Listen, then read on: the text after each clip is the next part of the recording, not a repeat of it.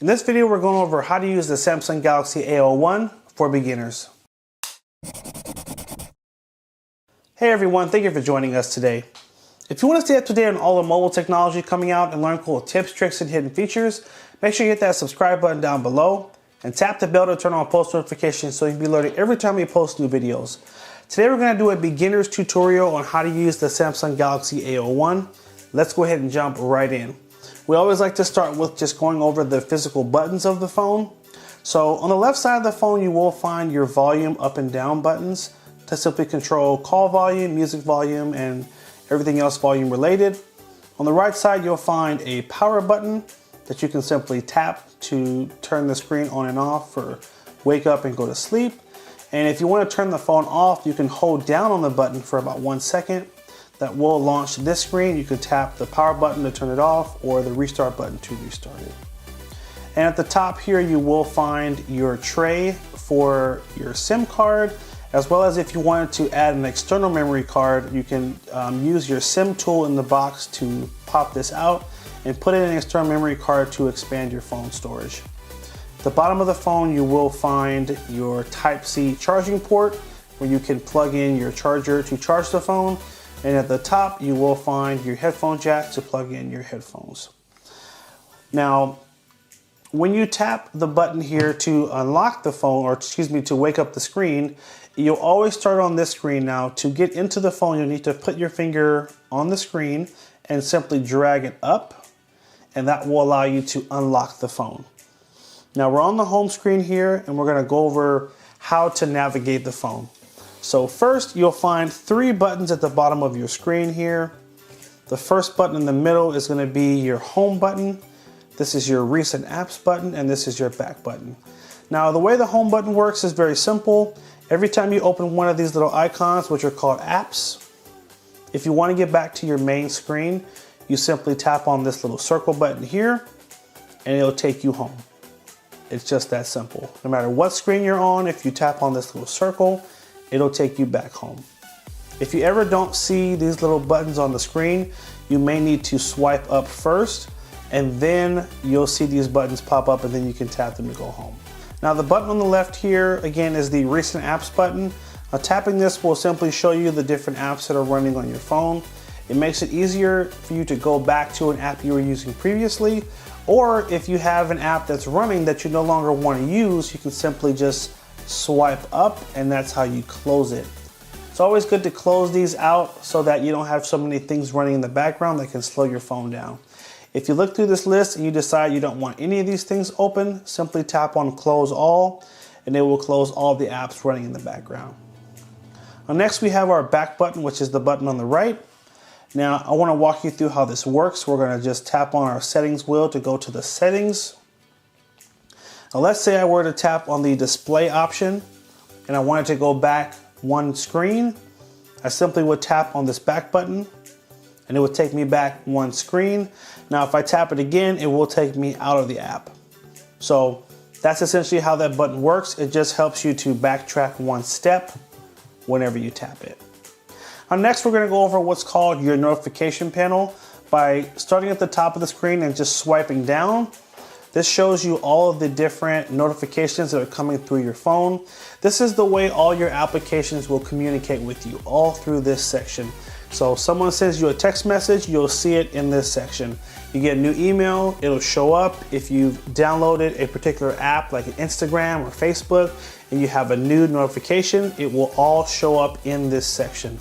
If you want to get to that notification, you can simply tap on it in this screen, just tap on it, and it will take you right to that app and show you that message. And when you're reading a message that you don't care about, you can simply just swipe over, and that's how you get rid of it. So that's kind of how the bottom of this section works. Now, at the top here, you will find what is called your switches. Now, these switches control different functions on your phone. So for example, you'll see this icon, which is your Wi-Fi icon. This is your Bluetooth. This is your sound. This is your screen rotation, airplane mode, flashlight, yada, yada, yada. Now, just to show you, if you swipe down the first time, you'll only see these first 6. But if you swipe down again, you can actually see there are even more switches you have to choose from. and more functions you can control, okay?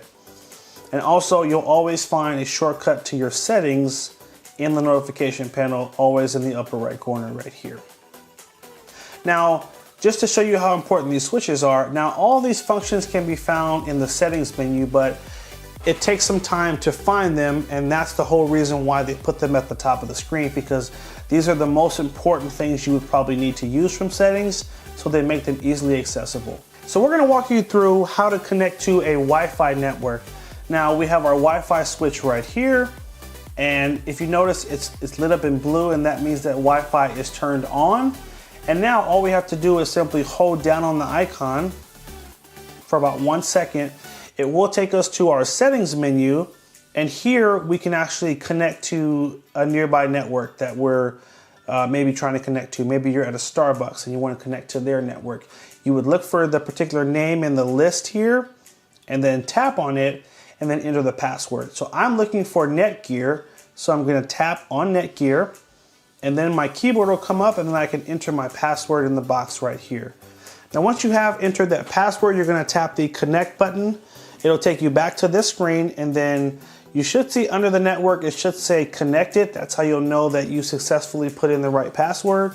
If it doesn't say connected, it means you'll need to re-enter it again, so just make sure you're aware of that. And that's how you connect to a Wi-Fi network. We're going to hit our home button down here to go back to our main screen. Now next we're going to go over how to find all the applications on the phone, and then how do we download new applications. Now for those of you that are not familiar with the term app, an app is short for application, and think of it like how computers have programs, phones have applications. So an app is just a phone version of a program.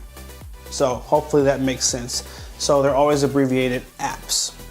Now, if you want to see all the different apps you have on your phone, you're going to simply just swipe up like this, and this will show you all the different applications you have on your phone. And whenever you download a new one, you'll always see it on one of these pages here. Sometimes you will have these little folders, and if you tap, you'll see that there are a few other applications that are stored in these folders just to help keep things organized. This is, for example, the Google folder. All right, so if we want to download an app, we would need to go to what is called the Play Store. This little white icon with the play symbol, we're going to tap on that. And in order to download applications on this phone, you will need to sign into a Google account or a Gmail account. So let's tap on sign in. Now, if you're saying to yourself, I don't have a Google account or Gmail account, or maybe you're saying, I don't remember my password, you have an option to create an account right here. You can simply tap that, enter some basic information, and then it will set up a Google account that you can use to then download applications.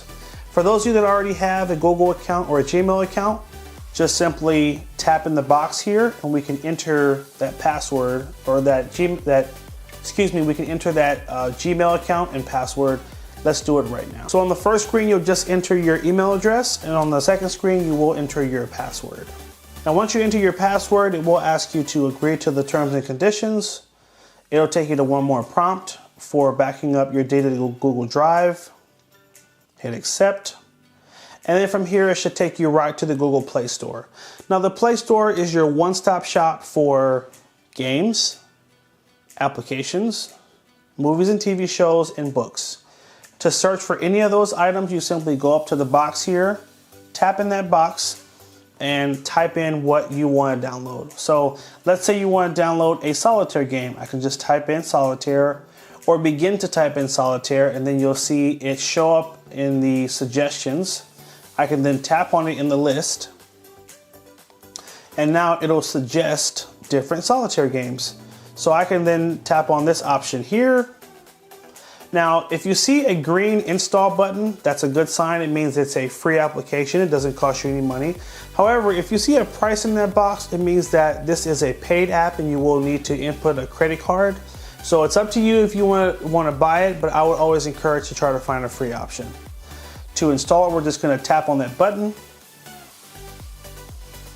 This will spin for a bit, and then when it's done, this open button will light up in green. and that's how you'll know it's downloaded and ready for you to play it. Now, if we want to get to this app, we can hit open, or we can go hit our home button at the bottom here, and then we can swipe up, swipe to the left, and then our solitaire app should show up in this list. There it is. And now we can tap on it to begin playing the solitaire game. Now tap on the home button here to go back to our main screen, and that's how you download an application on the phone. Now if you want to take a picture, you would simply swipe up and look for your camera icon, which is this little red camera. Tap on that to get to your camera. And this is your gallery application. After you take pictures, you want to go to the gallery, and that's where you can see all the pictures that you've taken. If you want to send a text message, you would go to this app right here. If you want to make a phone call, you would go to this phone call app. Tap on that little green phone. It should take you right to the dialer. Type in the number and then just tap on the green button to make the call. And then here you'll have your Chrome icon, and that is how you get on the internet to do an internet search. And that's it, guys. So these were just the basics. We tried to keep it simple and really cater this video to first-time smartphone users. If you want to learn more, if you're ready to take your knowledge to the next level, check out this video here and this video here. You'll learn some great tips and tricks on more things to do on the phone, as well as great hidden features.